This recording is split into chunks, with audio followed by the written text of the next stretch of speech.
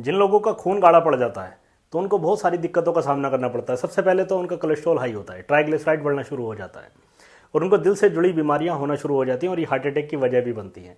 और यही जो खून गाढ़ा होने की जो वजह है, यही लीवर और किडनी फेलियर का कारण भी बनती हैं। तो इसको वक्त रहते आप इसको नेचुरली ठीक करें और कर भी सकते हैं। जो चीज़ मैं आपको बता रहा हूँ इसको मैं आपसे वादे के साथ मैं कहता हूँ कि आप 10-15 दिन अगर आपने कर लिया तो आपका खून पूरी तरीके से नॉर्मलाइज हो जाएगा और आपको ब्लड थिनर की ज़रूरत नहीं पड़ेगी। और बड़े अफसोस की बात तो यह है कि मेरे पास में बहुत सारे ऐसे मरीज़ आते हैं कि मैं देखता हूँ कि पिछले 5-5 सालों से, जब मैं उनसे पूछता हूँ तो कहते हैं कि पिछले 5 साल से हम ब्लड थिनर का सहारा ले रहे हैं।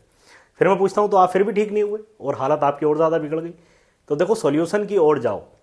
कभी भी आप वक्तिया चीज़ें आप इमरजेंसी में ले सकते हो, बड़ी अच्छी बात है, लेकिन इनको अपनी ज़िंदगी का एक पार्ट बनाना।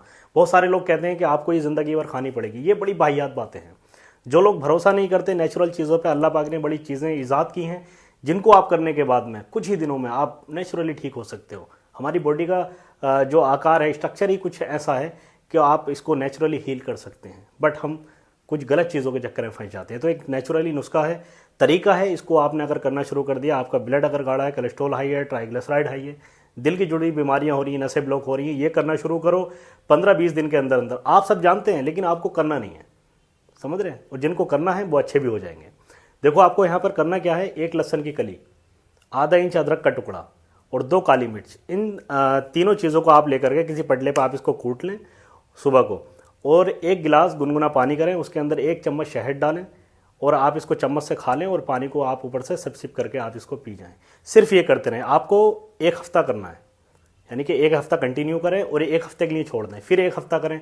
ऐसे आपको 4 हफ्ते गुजारने हैं, यानी कि 8 हफ्तों में 4 हफ्ते आपके पूरे होंगे, मुकम्मल होंगे। फिर आप देखेंगे अगर आप ब्लड थिनर भी लेते हो काफ़ी टाइम से तो वो भी इंशाल्लाह पूरी तरीके से छूट जाएगा और आप नेचुरली अच्छे हो जाओगे। ये उन लोगों को भी रेकमेंड करें, उन लोगों को बताएं जो परेशान हैं इन चीज़ों को लेकर के, जो ब्लड थिनर लगातार ले रहे हैं। आप खुद अपनी बॉडी के अंदर बड़ी जल्दी अच्छा फ़र्क महसूस करने लगेंगे।